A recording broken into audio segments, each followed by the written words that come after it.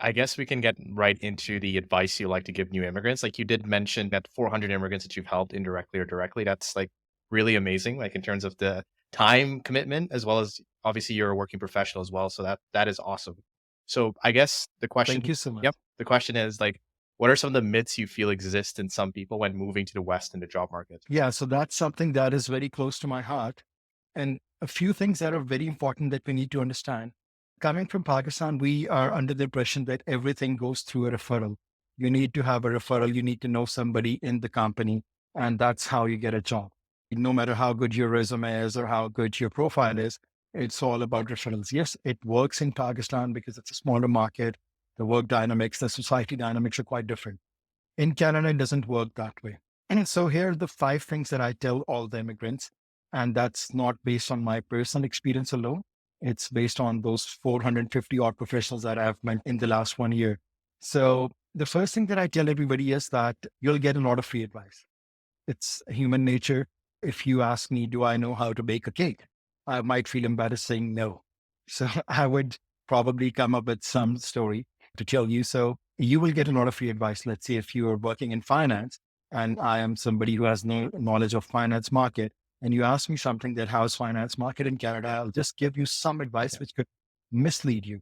So I tell this to everybody that here is a very simple test or a filter that you need to make sure that every advice passes through this. And if it doesn't get through the filter, you do not listen to it.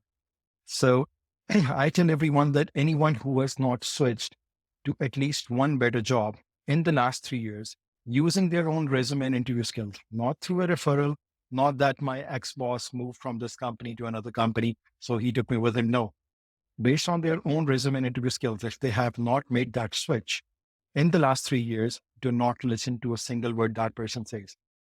I'm not looking down upon somebody. What I'm trying to say here is that somebody who's not ambitious, somebody who's not been actively applying in the last 3 years, they have not even looked at their own resume. They have been out of the job market. They don't know the current statistics, the current dynamics of the job market. Their advice will not be relevant.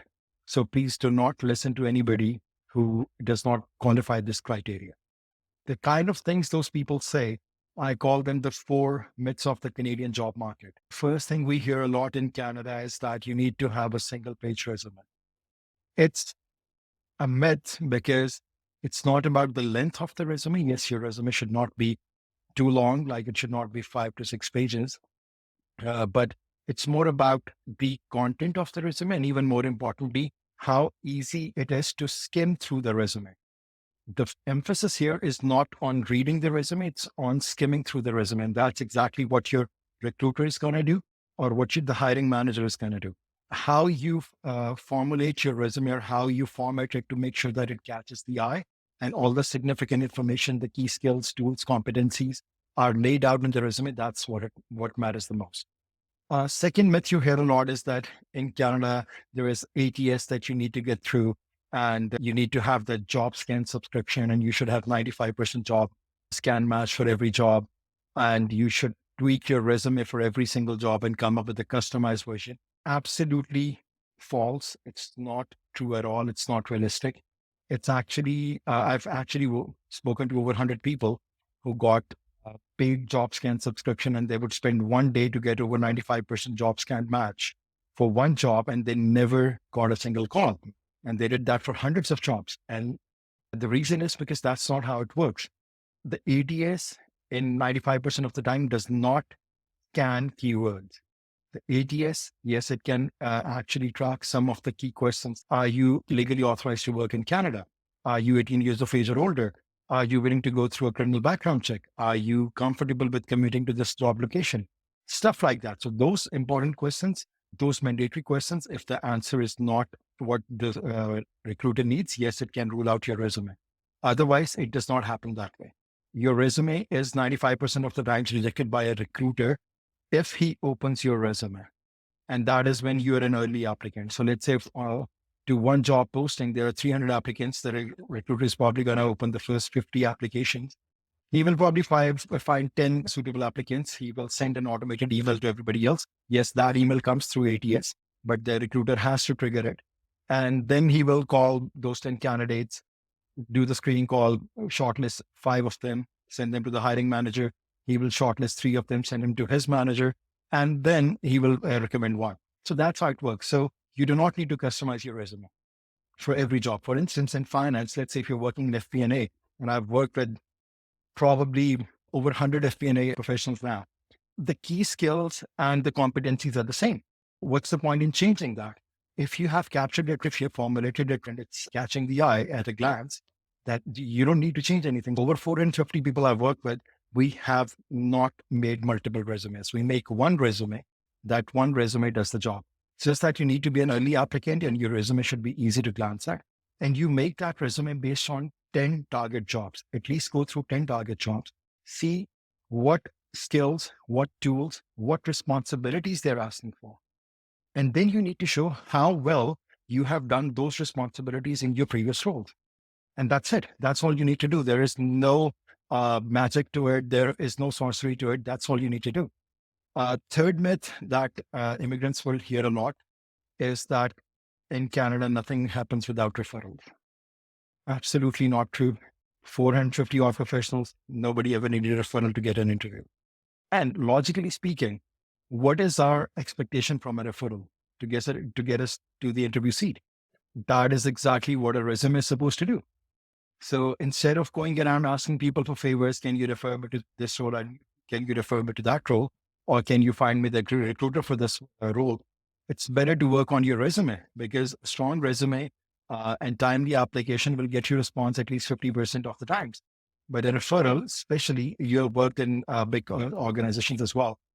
All the global organizations have a portal, and that portal, the internal employees can refer somebody. That application goes through in the same system, and then it might or might not be picked. So the point is that, yes, that's what we call a cold referral. Yes, if somebody knows the hiring manager directly and they're going to put your resume in front of them at their desk, okay, I know this guy, please consider him. That's something else. But why ask for that favor? Just work on your resume. And that's all you need.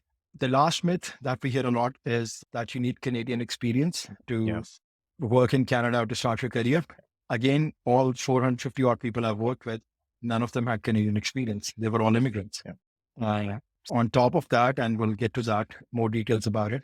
So far, if I just talk about Pakistani candidates, fortunately, 44 candidates in the last 1 year that have landed a job offer before landing in Canada. Once they had the PR and before they landed, they had the job offer in their hands. And 3 more are actually going through interviews right now in Pakistan. So they didn't even have a SIN number. How would they have Canadian experience? Yeah. So all these myths, number one, your resume needs to be a certain length. Number two, you need to customize your resume for every job. Number three, you need referrals. Number four, you need Canadian experience. These are all myths. So please do not fall for them. Just we'll focus on making one solid resume based on 10 target jobs.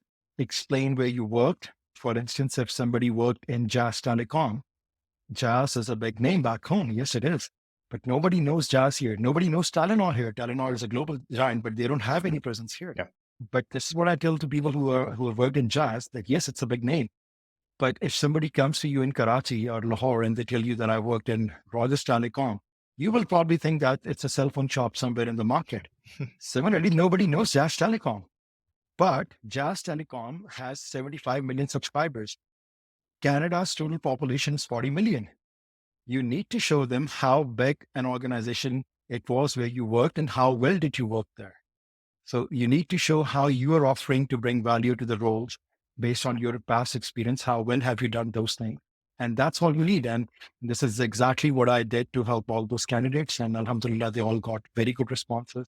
They all landed very relevant jobs. Nobody had to take a step down. So if somebody was working as an assistant manager, they started as an assistant manager. Anybody who's working as a manager, senior manager, director, they landed at the same role or same level here. So you don't need to take a step down. It's just that you need to create that relevance.